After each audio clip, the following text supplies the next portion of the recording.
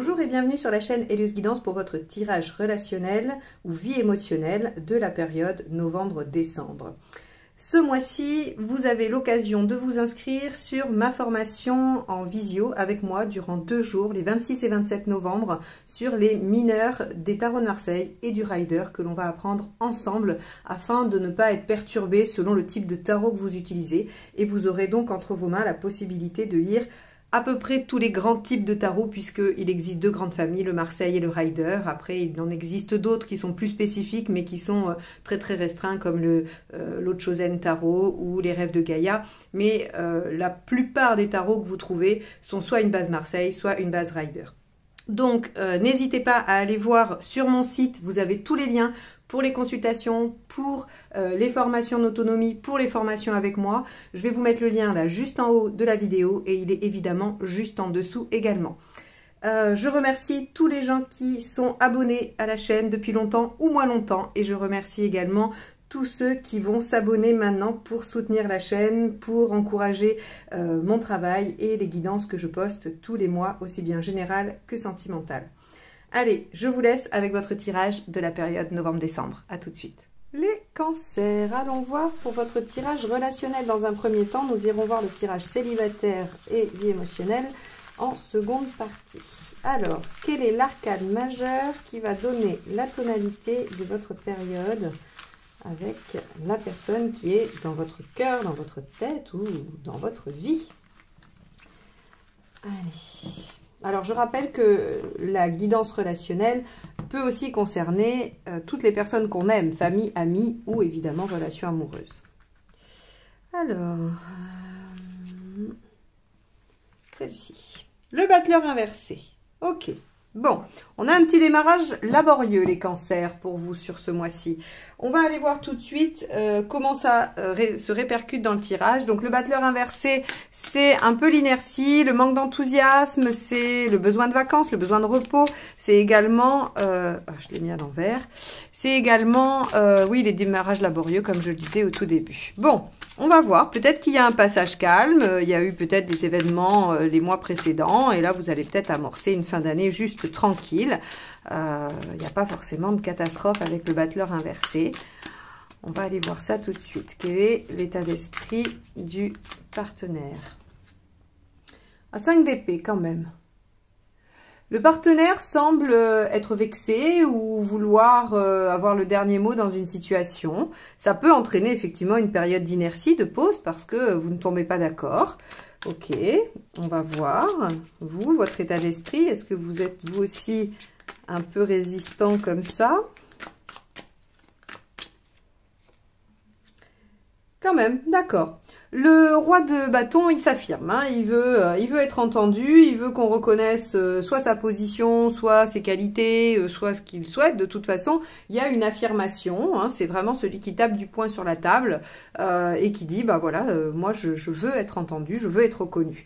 Donc, on a ici probablement, les cancers, une situation où chacun défend son point de vue, défend sa posture et en tout cas sur ces premières cartes, vous ne semblez pas trouver d'accord ou de compromis.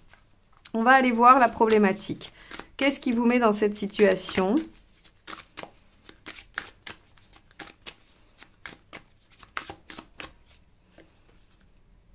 Le 4 de denier. Alors, le 4 de denier nous renseigne sur 2 aspects. C'est-à-dire, effectivement, la situation semble bloquée, d'où l'inertie, hein, le démarrage ou en tout cas l'action laborieuse. La situation semble bloquée avec ce 4 qui ancre, qui ralentit, qui stabilise, qui fixe les choses. Et avec le denier, on pourrait penser que c'est sur quelque chose de pratique. Donc, soit, effectivement, ça peut être de l'argent, hein, tel que le denier, mais ça peut aussi être des besoins matériels. Ça peut être de la distance, ça peut être du temps, ça peut être un logement, ça peut être tout ce qui est, en tout cas, très concret. Hein, on n'est pas sur des questions émotionnelles, affectives, pas forcément. On est sur des manifestations concrètes. Bon. Et donc, vous n'êtes pas d'accord sur peut-être les bases concrètes de votre relation. On va aller voir ce qui vous aide.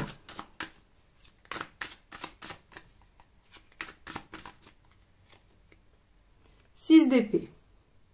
Alors le 6 d'épée, c'est la transition, hein. C'est le fait que quand on quitte une berge pour aller vers une autre, il y a un moment où on n'est plus sur la berge qu'on quitte, mais on n'est pas encore sur la berge vers laquelle on va. On est dans un entre-deux qui ne signifie pas grand-chose, qui n'est rien, qui bouge tout le temps, qui est presque impalpable. Et donc ici, on vous dit, ce qui va vous aider, c'est de comprendre que peut-être il y a un temps, une latence entre ce que vous voulez et les actions que vous avez mises en place. Donc, bon, on vous dit peut-être qu'il y a des positions un peu trop rigides par rapport à ce que vous êtes en train de vivre. Ça peut être juste un passage. Si par exemple c'est une question de distance, peut-être que ça ne va pas durer, que vous pouvez entendre que ça va durer 2 mois, 3 mois, 6 mois, je ne sais pas, mais en tout cas que c'est provisoire et que ça sert peut-être pas à grand chose de se disputer pour ça. On pourrait imaginer aussi que c'est à cause de ces problématiques matérielles que vous n'arrivez pas à aller plus loin et que ça crée chez vous peut-être de l'insécurité des deux côtés ou de la méfiance ou de la peur que l'autre s'en aille. En tout cas, on a une problématique comme ça, hein. Alors, qu'est-ce qui n'aide pas?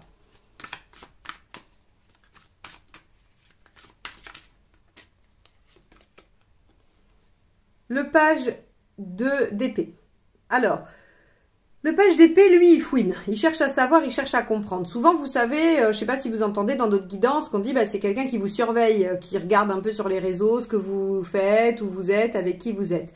Et effectivement, le page d'épée, lui, alors, il se sert de son intelligence et de sa stratégie pour développer le potentiel en positif, mais en négatif, il essaye un petit peu d'avoir des infos pour manipuler, en mal, hein, en négatif. Et on vous dit, on vous dit pas que vous êtes manipulateur, c'est pas la question.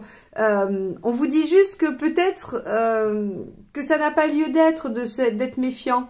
Et alors ça parle probablement aussi beaucoup plus aux partenaires, hein, parce que on a un partenaire en 5 d'épée. Vous, normalement, en roi de bâton, vous êtes assez j'allais dire honnête, mais peut-être que votre partenaire aussi, mais le bâton, il y a de la franchise, hein, il y a de l'honnêteté, il y a quelque chose qui fait qu'on est assez direct, on n'est pas trop dans la manipulation ou la dissimulation. Il a failli pas sortir celui-ci. Alors qu'avec l'épée, il y a quand même beaucoup de choses qui se passent dans la tête et c'est pas forcément très lisible pour l'autre en face. Donc j'aurais envie de dire que là, il faut accepter qu'il y a une période qui n'est pas simple, qui n'est pas facile, qu'il faut traverser et que finalement chercher à comprendre ou chercher à développer des stratégies, ça ne va pas vous aider parce que c'est pas le problème, c'est pas vraiment ça, c'est la patience le problème. Alors, si ça se trouve, ça fait très longtemps que ça dure et votre patience, elle est mise à rude épreuve à juste titre et vous êtes légitime dans le fait d'en avoir marre. Mais parfois, le simple fait de dire ça fait longtemps ne change pas la donne. C'est-à-dire que si ça doit durer encore plus longtemps, ça durera encore plus longtemps, que vous en ayez ras-le-bol ou que vous l'acceptiez. C'est un peu le message qui est dit là. Maintenant, on est humain et on a le droit de dire moi j'en ai un peu ma claque, que ça dure comme ça. Alors, on va aller voir l'intention du partenaire parce que finalement, il peut être un peu vexé, mais avec une intention de revenir à l'accalmie. Et puis, il peut être un peu, voilà, un peu comme ça, avec l'intention d'aller au bout et d'avoir gain de cause. Bon, ok. Ça adoucit un petit peu les choses. Le partenaire, en fait, si vous voulez, il peut y avoir plein de situations dans lesquelles il est en 5 d'épée. Si ça se trouve, vous n'êtes pas satisfait ou satisfait de la situation et le partenaire se sent mis en défaut alors qu'il peut rien et donc ça le blesse.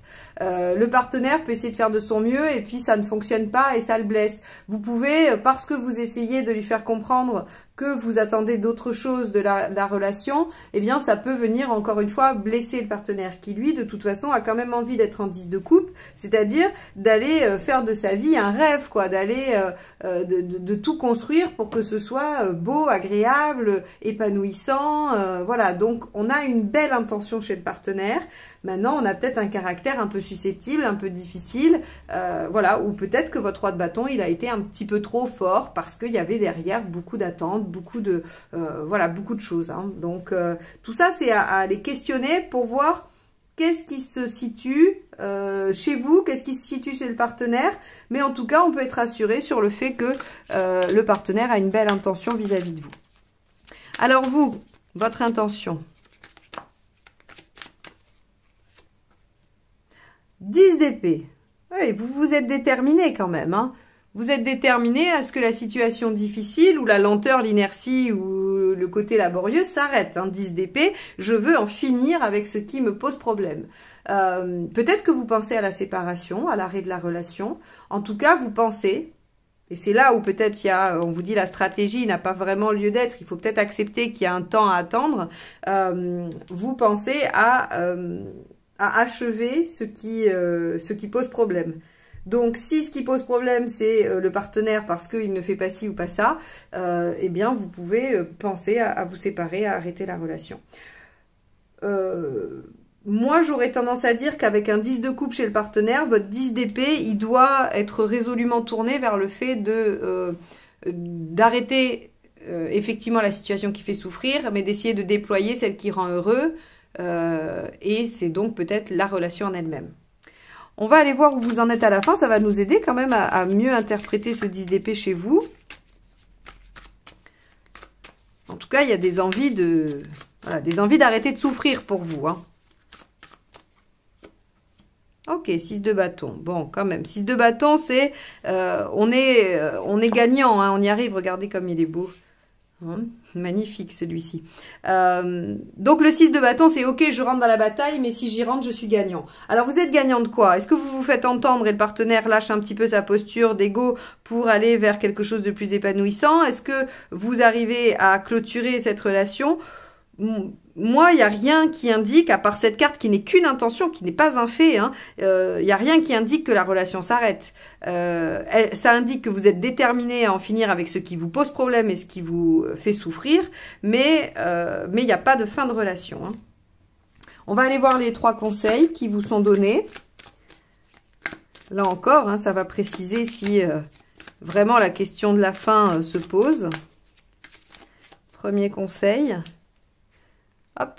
Alors, le page de bâton. Intéressant comme conseil, le page de bâton. Parce que cette carte, elle vous dit, il y a une situation avec plein de potentiel et vous avez l'énergie, la fougue et l'enthousiasme pour y arriver. Sauf qu'il y a un peu d'immaturité dans un page. Et si vous foncez tout droit comme ça, sans penser à ce que vous pourriez modifier au fur et à mesure, eh bien, on n'obtient pas le résultat escompté. Donc, on vous dit...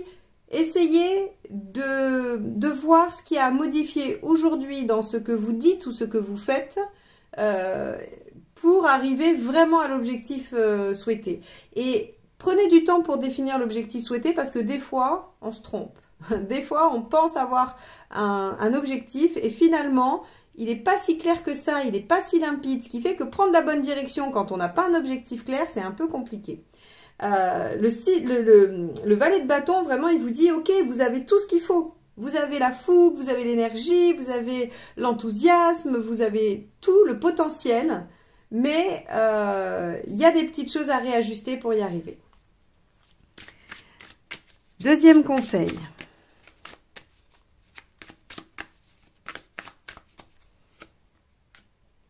Super, c'est le cavalier de coupe. Le cavalier de coupe, suivez votre cœur, c'est pour ça, ne laissez pas le mental dominer, suivez votre cœur et vos sentiments.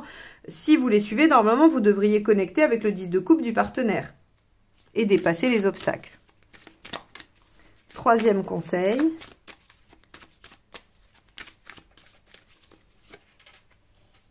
La dame de denier, la reine de denier. Alors elle, la reine de denier, elle crée l'environnement nécessaire à sa sécurité.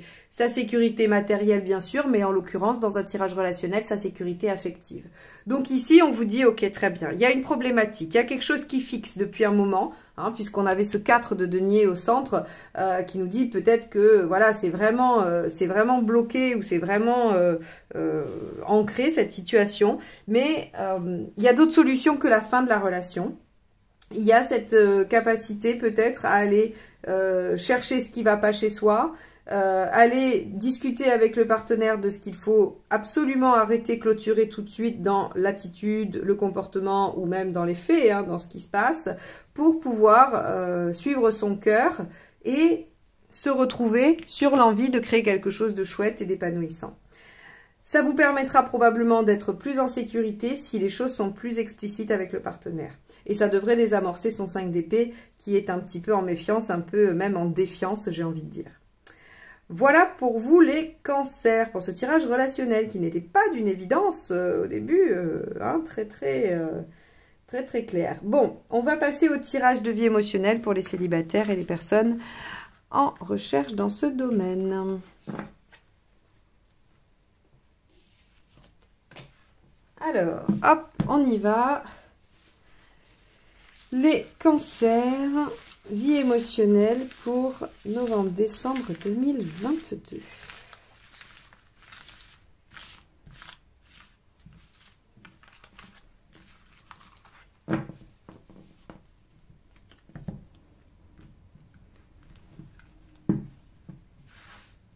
Votre état d'esprit, la force, ce que vous voulez, l'univers inversé, le 21 inversé. Pourquoi ça ne fonctionne pas? L'étoile inversée. Ce qu'il faut faire pour que ça fonctionne, le 19 inversé. Bon. Issue à court terme, la lune inversée. Et issue à court terme, 9, l'ermite. Bon, eh bien les cancers, vous avez décidé de vous isoler, de devenir ermite, hein, ou en tout cas de tirer un trait sur votre relation, enfin sur vos relations, ou votre vie émotionnelle et relationnelle. Alors, on va plonger dans le tirage et on va aller regarder un petit peu ce qu'il nous dit. Votre état d'esprit, la force. Vous avez envie de prendre soin de vous. Vous avez envie de vous chouchouter, travailler peut-être sur vous-même, essayer de comprendre des choses, vous réénergiser. Vous avez peut-être compris que pour être bien en relation, il faut être bien soi-même, bien avec soi-même, s'aimer soi-même. Alors bon, ça ce sont on va dire des principes hein, du développement personnel. Maintenant, c'est pas si simple que ça à mettre en œuvre. Mais vous avez envie de tendre vers ça, vous avez envie d'essayer de mettre en place quelque chose qui vous permettrait d'atteindre ça.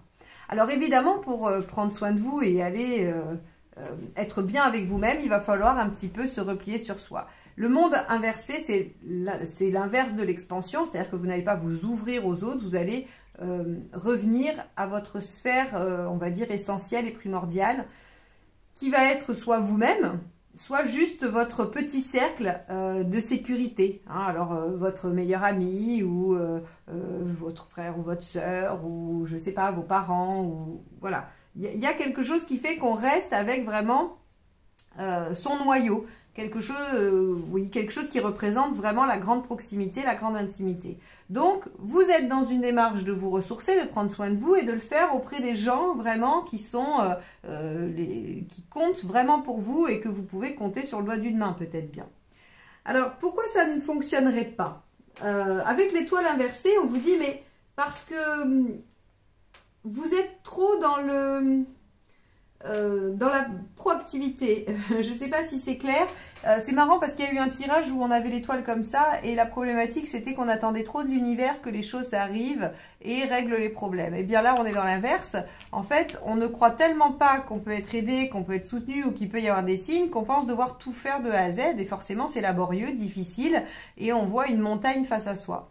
Donc là on vous dit avec le soleil inversé, on vous dit bah déjà lâchez, ne cherchez pas forcément à mettre en place quoi que ce soit, revenez juste à vous-même, restez juste finalement, j'ai envie de dire, face à vous-même et regardez ce qui sort face à soi, c'est la lune inversée. La lune inversée, c'est les choses qui remontent à la surface. C'est l'inconscient qui était en bas, au fond, qui vient à la surface, qui vient se montrer. Et donc, on arrive à comprendre. Il y a des choses qui ressortent. Pourquoi? Probablement, tout simplement, parce que vous êtes face à vous et qu'il n'y a plus, de, comment dire, de scène. Alors, quand je dis de scène, c'est pas que vous êtes des comédiens. Hein. On est tous, quand on est en interaction, on va jouer des rôles, on a des statuts, des fonctions selon là où on est. Et ce sont des masques sociaux. Sauf que quand on se retrouve avec soi ou avec les gens qui nous connaissent tellement profondément qu'on peut être soi, eh ben, il y a des choses qui sortent. Il y a des choses qui reviennent à la surface. Le masque tombe, on pourrait dire. Hein. Et ce qui est quand même chouette, même si, bah, forcément, si vous attendiez que je vous annonce une une rencontre, je ne vais pas pouvoir le faire sur ce tirage-là pour les célibataires. Par contre, une rencontre avec vous-même, ça oui. La compréhension de ce qui vous anime, oui. Avec le 9, avec l'ermite ici, à long terme, ce qui se passe, c'est que vous arrivez à éclairer votre passé et vous arrivez à en comprendre des enjeux et à en tirer des leçons pour l'après. Donc, je ne doute pas un seul instant que mon prochain tirage vous concernant, les célibataires ou les personnes qui travaillent sur elles-mêmes, soit extrêmement positif parce que ça, c'est un processus de travail intérieur qui se fait et qui se fait efficacement puisqu'il termine par le fait de comprendre ce qui s'est joué dans sa vie, comprendre son passé pour pouvoir mieux agir dans la suite de sa vie. Donc les cancers, ne voyez pas ça comme quelque chose de négatif. Si vous êtes déçu qu'il ne se passe pas plus de choses dans votre vie sentimentale sur cette période-là, c'est un passage à mon avis obligatoire. Laissez-vous un peu tranquille, laissez les choses se faire, soyez juste face à vous-même. Ne cherchez pas forcément à mettre en lumière les choses, elles vont remonter à la surface d'elles-mêmes. Donc, c'est un mois qui va vous demander de la patience. 18 et 9, on est sur quelque chose d'assez lent, d'assez intérieur, d'assez paisible, mais par contre, le résultat est plutôt probant, positif et vous permettra sûrement les mois prochains de développer une belle vie émotionnelle, une belle vie relationnelle et ce pour plus longtemps que ce que vous pensez. Parce que quand on a atteint ce stade du 9, on a vraiment tout un nouveau cycle qui va s'ouvrir. Donc moi je suis très confiante sur les mois suivants et je vous engage vraiment à faire ce travail-là de retour à soi et face à soi. Ok, bon, eh ben, j'espère que ce tirage vous aura apporté des pistes de réflexion, qu'il aura nourri en tout cas vos pensées et votre travail personnel. Je vous remercie de m'avoir écouté jusque-là, je vous souhaite une bonne fin d'année et je vous dis à très bientôt pour de nouvelles guidances. Bye bye. Pour les curieux et pour rendre hommage aux artistes qui ont créé ces jeux de tarot et ces jeux de cartes, je vais vous présenter ceux que j'ai utilisés pour la guidance. Donc il y a évidemment le portail des 12 d'Alias Kay avec les cartes signes. Nous avons aussi le tarot de Marseille de chez Grimaud, le Spirit Animal Tarot pour le premier jeu, le tirage relationnel, et les arcades majeures du tarot de l'amour pour le tirage de vie émotionnelle. À bientôt!